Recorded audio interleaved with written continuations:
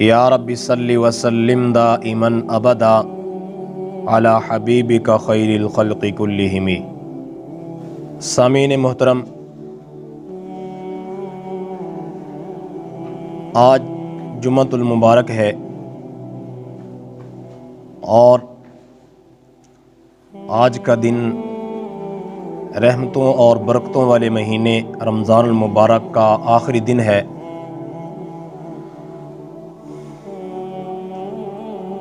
जुम्मतुल मुबारक है। हमारे यहाँ रमज़ान के आखिरी जुमे के मुख्तलिफ़ नाम रखे जाते हैं। कभी जुम्मतुल वदा भी कहा जाता है, कभी जुमा क़ज़ाए उम्री भी कहा जाता है। जुम्मतुल वदा का जो लफ्ज़ी माना बनता है कि रुखसती वाला जुमा, कि ये रमज़ान का आखिरी जुमा है। शरीयत के अंदर तो ऐसा कोई नाम मौजूद नहीं है। हाँ, हम सब ने मिल के, आवाम ने ही इसको ये लक़ब दिया और बाज़ इलाक़ों में जुम्मतुल वदा की कुछ ख़ास इबादत भी लोगों ने मुतय्यन कर रखी हैं। हालांकि जिस तरह रमज़ान के दीगर जुमे हैं, इसी तरह ये भी रमज़ान का जुमा है। जिस तरह दूसरे जुमे में बंदा इबादत करता है, ज़िक्र तिलावत करता है, इसी तरह आखिरी जुमे में भी अर्ज़ करने का मकसद ये है कि शरीयत के अंदर आखिरी जुमे की कोई ख़ास इबादत या कोई ख़ास अमल मुतय्यन नहीं है। हाँ, इस जुमे को हम इस एतबार से कीमती बना लें कि जुमे के दिन की बहरहाल फजीलत है। सय्यदुल अय्याम इसको कहा गया, शरीयत में सय्यदुल अय्याम इसका नाम रखा गया। तो फिर रमज़ान का आखिरी अशरा भी है, आखिरी जुमा भी है, तो इसमें जो है ज़रूरी समझे बग़ैर अगर कुछ इबादत ज़्यादा कर ली जाए तो इसमें कोई हरज नहीं है। बहरहाल आज का दिन उस बाबरकत और रहमतों वाले महीने रमज़ानुल मुबारक का आखिरी दिन है। रमज़ानुल मुबारक के अंदर अल्लाह के फ़ज़ल व करम से और उसकी तौफ़ीक़ से, अल्लाह की मदद और रहमत से हमने नेक आमाल की पाबंदी और अहतमाम किया, तरावी की नमाज का अहतमाम किया, ज़िक्र व तिलावत का अहतमाम किया। इस हवाले से हमें दो बातें और दो अमल सामने रखने चाहिए। एक तो हमें अल्लाह का शुक्र अदा करना चाहिए कि जिस अल्लाह ने हमें ये रमज़ान मुबारक वाला सआदत वाला महीना अता किया, और फिर अल्लाह तबारक व तआला ने इस बाबरकत महीने में हमें कुछ न कुछ इबादत करने की तौफ़ीक़ अता फ़रमाई, ज़िक्र व तिलावत की तौफ़ीक़ अता फ़रमाई, तरावी की नमाज की तौफ़ीक़ अता फ़रमाई और दीगर नेक आमाल, तस्बीहात, ज़िक्र अज़कार की तौफ़ीक़ अता फ़रमाई। एक तो हमें अल्लाह के दरबार में दुआ करनी चाहिए कि अल्लाह हमारी इन तमाम इबादत को कबूल फ़रमा लें, और दूसरा अल्लाह की इस अता पर, अल्लाह की इस मेहरबानी पर हमें अल्लाह तबारक व तआला का शुक्र अदा करना चाहिए कि अल्लाह पाक ने हमें कुछ न कुछ तौफ़ीक़ अता फ़रमा दी कि हमने कुछ न कुछ इस महीने में नेक आमाल कर लिए। वरना अल्लाह माफ़ फरमाए, कई हज़रात ऐसे देखने में आएंगे, कई घराने ऐसे देखने में आएंगे जहाँ लगता यूँ है कि वहाँ रमज़ान का महीना आया नहीं है, ना रोज़ों का एहतमाम है, उनकी ज़िंदगी वैसे ही उसी मामूल के मुताबिक चल रही है जैसे आम साल और आम महीनों में चला करती है। कोई ऐसा माहौल या ऐसा उनको अमल करते ना देखा गया कि उन्होंने रोज़ों का एहतमाम ना किया, तरावी की नमाज का एहतमाम ना किया और इस महीने को कीमती ना बनाया। तो उनके बनिस्बत जिनको अल्लाह ने तौफ़ीक़ अता की है, तरावी की नमाज उन्होंने अदा की, ज़िक्र अज़कार का एहतमाम किया, तिलावत का एहतमाम किया, तो उनको अल्लाह की इस तौफ़ीक़ पर शुक्र अदा करना चाहिए कि कितने ऐसे लोग जो इस बाबरकत महीने में भी महरूमी का शिकार रहे, हमें तो अल्लाह पाक ने हम पर मेहरबानी की और नेक अमाल की तौफ़ीक़ अता फ़रमा दी। दूसरा अमल जो हमने करना है, अल्लाह की اس توفیق جو ہمارے ساتھ شامل حال رہی، کچھ نہ کچھ نیک اعمال کرنے کی ہمیں توفیق ملی، ان نیک اعمال کو بجا لانے کے بعد ہم نے استغفار بھی کرنی ہے، کیونکہ نیک عمل کے کرنے کے بعد جب ہم استغفار کریں گے تو اللہ پاک ہماری عبادات کو شرف قبولیت عطا فرمائیں گے۔ استغفار ہم اس نیت سے اور اس انداز سے کریں گے کہ اے اللہ، رمضان المبارک تیری طرف سے ہمارے لیے انعام تھا، تیری طرف سے ہمارے لیے بہت بڑا نیکیوں کو کمانے کا خزانہ اور موقع تھا، ہم نے اس میں سستی کی، ہم اس میں غفلت کا شکار رہے۔ جس طرح اس بابرکت مہینے کو قیمتی بنانے کا حق تھا، ہم اس حق کو ادا نہ کر سکے، اس نیت سے ہم استغفار کریں گے کہ اے اللہ، ہم سے جو کوتاہی ہو گئی، ہم سے جو غفلت ہو گئی، ہم سے جو سستی ہو گئی، ہم نے سستی اور غفلت کی وجہ سے جس طرح اہتمام کرنا چاہیے تھا اس طرح اہتمام نہ کر سکے، اے اللہ، جس طرح تیری عبادت کا حق تھا ہم اس حق کو ادا نہ کر سکے، اس پر ہم استغفار کریں گے، معافی مانگیں گے، اللہ کے سامنے عاجزی کریں گے، تو اللہ پاک ہماری تمام عبادات کو قبول فرما لیں گے۔ تو ایک ایمان والے کا یہی طریقہ ہونا چاہیے کہ وہ نیک اعمال کرنے کے بعد بھی عاجزی کا عاجزی اختیار کرنے والا ہوتا ہے۔ نیک اعمال کر کے اس کو اس پر اتراتا نہیں ہے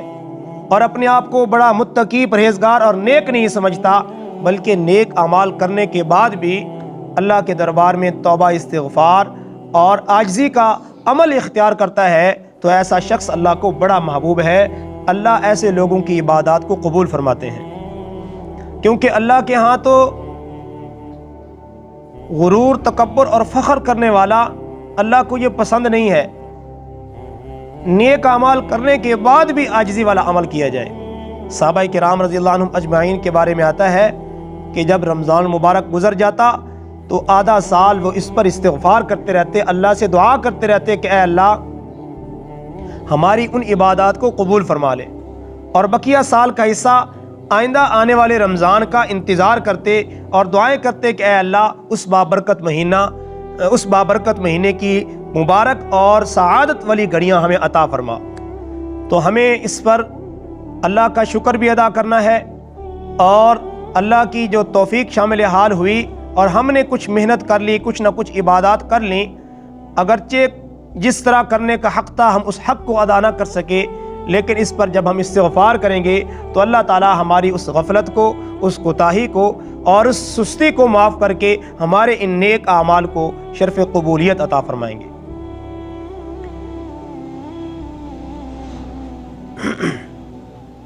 ابھی کل کے دن انشاءاللہ العزیز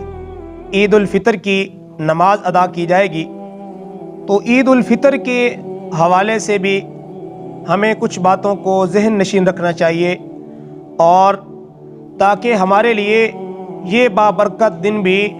قبولیت کا ذریعہ بن جائے، اللہ کی رضا کا ذریعہ بن جائے۔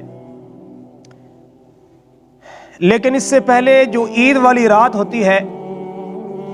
اس رات کے بارے میں بھی شریعت ہماری رہنمائی کرتی ہے۔ احادیث میں آتا ہے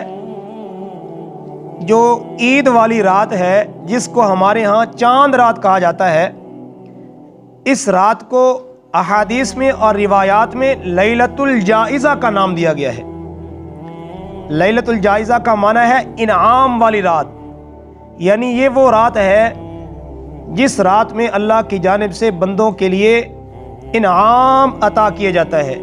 کہ جن اللہ کے بندوں نے پورا مہینہ عبادات کی، نیک کاموں کا اہتمام کیا، ذکر و اذکار، تسبیحات، روزوں، تراویح کا اہتمام کیا، اب اس رات میں اللہ کی جانب سے ان کے لیے یہ انعام والی رات ہے۔ اور ایک حدیث پاک میں اللہ کے محبوب پیغمبر صلی اللہ علیہ وسلم نے فرمایا کہ جس نے اس رات کو عبادت سے اور قیام سے، نیک نیتی سے، نیکی اور اخلاص کی نیت سے، نیکی حاصل کرنے کی نیت سے اس رات کو عبادت کی، قیام کیا، اس رات کو زندہ کیا، کل قیامت کے دن اللہ تعالیٰ جس دن لوگوں کے دل مردہ ہو جائیں گے، اس رات کو یعنی جو عیدین کی جو رات ہے، اس رات کو زندہ رکھنے والا عبادات سے اللہ پاک اس کے دل کو قیامت کے دن مردہ ہونے سے بچا لیں گے۔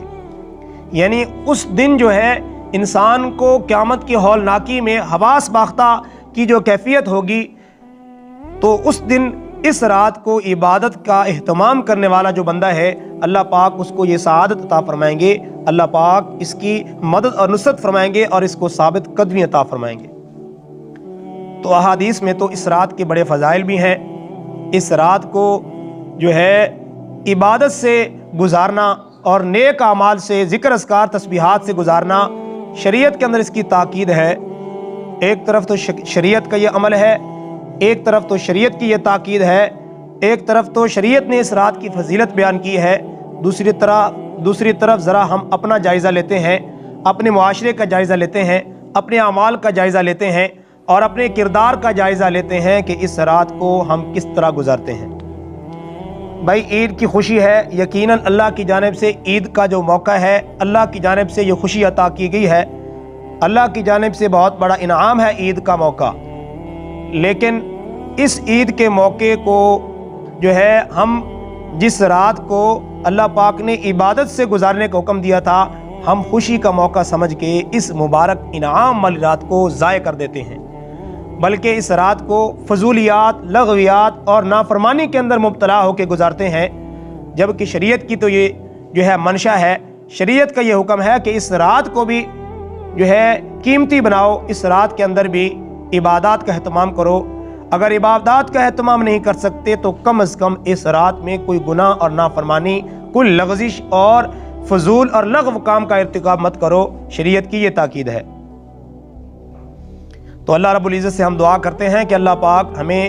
اس رات کو بھی قیمتی بنانے کی توفیق عطا فرمائے، جس طرح ہم نے رمضان کی دیگر راتوں کو عبادات کا، نوافل کا، ذکر و تلاوت کا، تراویح کا اہتمام کیا، اسی طرح اس رات میں بھی ہم نیک اعمال، نوافل، تسبیحات کا اہتمام کریں۔ بلکہ علماء نے لکھا ہے کہ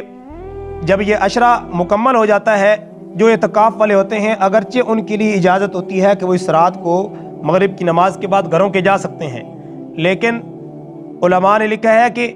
اگر وہ اس رات کو بھی مسجد کے اندر ٹھہر جائیں، اگرچہ شریعت کی طرف سے ان پر پابندی جو تھی وہ ختم ہو گئی ہے، اب جو اعتکاف والی پابندی تھی کہ مسجد کی حدود کے اندر رہنا، وہ ان پر اگرچہ ختم ہو گئی ہے، لیکن اگر وہ اس رات کو بھی مسجد کے اندر گزار لیں اور عبادات کے ساتھ گزار لیں تو بہت ہی اچھا عمل ہے، نور علی نور ہے۔ تو یہ رات میرے بھائیوں بڑی قیمتی ہے۔ اب جو عید الفطر، عید کا جو موقع ہے، یہ اللہ کی جانب سے بہت بڑا انعام ہے۔ ایمان والوں کے لیے اللہ کی جانب سے 2 عیدیں ہیں جو خوشی کا موقع ہے، اور ایمان والوں کو جو ہے اللہ کی جانب سے انعام کے طور پہ یہ عید کے موقع عطا کیے گئے ہیں، اور صرف یہ موقع جو عطا کیے گئے ہیں عطا تک محدود نہیں ہے، بلکہ اس موقع کو گزارنے کا اور منانے کا طریقہ بھی شریعت نے بتایا ہے۔ اب عید والا دن جو ہے اس کے چند مسنون اعمال ہیں جن کی پابندی اگر ہم کریں گے، بھائی دن تو گزارنا ہے، اپنے کام کاج کو بھی چھوڑ دیا، کام کاروبار سے بھی جو ہے الگ ہو گئے ہیں، اب اس دن کو ہم نے گزارنا ہے، اگر مسنون طریقے سے اللہ کے پاک پیغمبر صلی اللہ علیہ وسلم کے بتائے ہوئے سنت طریقے کے مطابق گزاریں گے تو یہ دن ہمارا کیا بن جائے گا؟ قیمتی بن جائے گا، عبادت بن جائے گا۔ سب سے پہلا کام عید کے دن کا وہ یہ ہے کہ بندہ فجر کی نماز سے پہلے جلد بیدار ہو جائے، ہو سکے تو تہجد کا اہتمام کر لے، تہجد کی پابندی کر لے، ورنہ کم از کم درجہ یہ ہے کہ اس دن کی ابتدا، اس بابرکت اور انعام اور مبارک دن کی ابتدا، انعام والے دن کی ابتدا نیک عمل اور عبادت سے کی جائے۔ تو اس کے لیے جو فجر کی نماز ہے اس کو مرد حضرات باجماعت مسجد میں ادا کرنے کا اہتمام کریں، کیونکہ اللہ کی جانب سے جو انعام ہے نا ہمارے لیے، تو اس کا شکر یہ ہے کہ جس طرح اللہ کی رضا ہے اسی طرح اس دن کو گزارا جائے، اور اس کی ابتدا بھی نیک اعمال سے، فجر کی نماز سے باجماعت جو ہے اہتمام کے ساتھ اس کا آغاز کیا جائے۔ اور پھر عید کے دن غسل کرنا مسنون ہے، مسواک کرنا مسنون ہے، خوشبو لگانا مسنون ہے، اسی طرح نئے کپڑے اگر میسر ہوں تو بہت ہی بہتر، ورنہ پاکیزہ اور صاف ستھرے کپڑے پہننا جو ہے یہ مسنون اعمال میں داخل ہے۔ اسی طرح جب عید کی نماز کے لیے آئیں گے تو بہتر یہ ہے کہ پیدل چل کے آیا جائے، اگر کوئی عذر ہو تو سواری کا استعمال بھی جائز ہے، اس کی بھی گنجائش ہے۔ اسی طرح اس عید پر عید الفطر کے موقع پہ کوئی میٹھی چیز، کھجوریں اللہ کے نبی صلی اللہ علیہ وسلم نوش فرماتے تھے، تناول فرماتے تھے۔ طاق اعداد میں اللہ کے نبی صلی اللہ علیہ وسلم کا یہ مسنون عمل تھا، سنت عمل، کہ طاق اعداد میں کھجوروں کو استعمال کیا جائے، کھایا جائے۔ اگر کوئی اور میٹھی چیز بھی کھا لے تو کوئی حرج نہیں ہے، اس کی بھی اجازت اور گنجائش ہے۔ تو یہ مسنون اعمال ہیں۔ اب مسجد کے اندر آئیں، اب ہم نے عید کی نماز پڑھنی ہے، تو عید کی نماز میں ہمارے ذمے 2 نفل ہیں جن کی شرعی حیثیت ہے واجب، اور اس میں 6 زائد تکبیریں ہیں۔ 3 تکبیریں پہلی رکعت کے اندر ہیں اور 3 تکبیریں دوسری رکعت کے اندر ہیں۔ اس میں ترتیب اور پڑھنے کے اندر تھوڑا فرق ہے کہ پہلی رکعت میں سورۃ فاتحہ اور سورت ملانے سے پہلے 3 تکبیریں کہی جاتی ہیں، اور دوسری رکعت میں سورۃ فاتحہ اور سورت ملانے کے بعد 3 تکبیریں کہی جاتی ہیں۔ تو اس میں نیت اس طرح کی جاتی ہے، 2 رکعت نماز نفل عید الفطر زائد 6 تکبیروں کے ساتھ بند کی اللہ تعالیٰ کے لیے منہ سیدھا خانہ کعبہ شریف پیچھے اس امام کے، اللہ اکبر۔ تو یہ عید الفطر کی نماز کا سنت طریقہ ہے۔ اب عید الفطر کی نماز ادا کریں، پھر دعا مانگیں، دعا مانگنے کے بعد جب واپسی جائیں گے تو واپسی جاتے ہوئے سنت طریقہ یہ ہے کہ راستہ بدل لیا جائے، راستہ بدل کے اپنے گھروں کی طرف جایا جائے۔ تو یہ عید کے دن کو گزارنے کے چند اعمال ہیں، اور اس میں اور جو مسئلے کے حوالے سے مسئلہ بھی یہ ذہن میں رکھنا چاہیے کہ جو عیدین کے دن ہیں، عیدین کے دن میں جو نفل نماز ہے عید کی نماز سے پہلے اشراق وغیرہ، اس کو ادا کرنے کی اجازت نہیں ہے۔ ہاں جب عید کی نماز ادا کر لی ہے تو عید کی نماز ادا کرنے کے بعد گھر کے اندر اگر کوئی نوافل ادا کرنا چاہتا ہے تو اس کی بھی اجازت ہے۔ عورتیں بھی اگر نوافل ادا کرنا چاہتی ہیں تو جب مسجد میں عید الفطر کی نماز ادا ہو جائے، عید الفطر کی نماز کی ادائیگی کے بعد خواتین نفل کی ادائیگی کر سکتی ہیں۔ جب عید الفطر کی نماز کی ادائیگی نہ ہو اس سے پہلے نوافل خواتین گھروں کے اندر بھی نہ پڑھیں، نہ ہی مرد حضرات مسجد کے اندر، نہ ہی گھروں کے اندر نوافل کا اہتمام کریں۔ عید الفطر کی نماز کی ادائیگی کے بعد نوافل کا اہتمام کیا جائے۔ تو میرے بھائیو، یہ اللہ کی جانب سے ہمارے لیے انعام ہے، اس کو خوشی کا موقع سمجھتے ہوئے اللہ کی نافرمانی میں مت گزاریں، بلکہ اللہ کی فرما برداری کو سامنے رکھتے ہوئے، اللہ کے احکام کو سامنے رکھتے ہوئے، اللہ کے نبی صلی اللہ علیہ وسلم کی شریعت کو سامنے رکھتے ہوئے، اللہ کے نبی صلی اللہ علیہ وسلم کی سنت کو سامنے رکھتے ہوئے اس مبارک دن کو گزاریں گے تو اللہ پاک ہماری اس خوشی کو، جو اللہ پاک نے ہمارے لیے انعام کے طور پہ ہمیں خوشی عطا کی ہے، یہ خوشی ہمارے لیے اللہ پاک ہمارے نامہ اعمال میں عبادت لکھ دیں گے۔ اللہ رب العزت سے دعا ہے اللہ پاک ہمیں اس موقع کو غنیمت سمجھتے ہوئے اس موقع کو قیمتی بنانے کی توفیق عطا فرمائے۔ عید کی رات کو عبادات، ذکر، تلاوت اور تسبیحات سے گزارنے کی توفیق عطا فرمائے۔ وآخر دعوانا الحمدللہ رب العالمین۔ تمام حضرات سنتیں ادا فرما لیں۔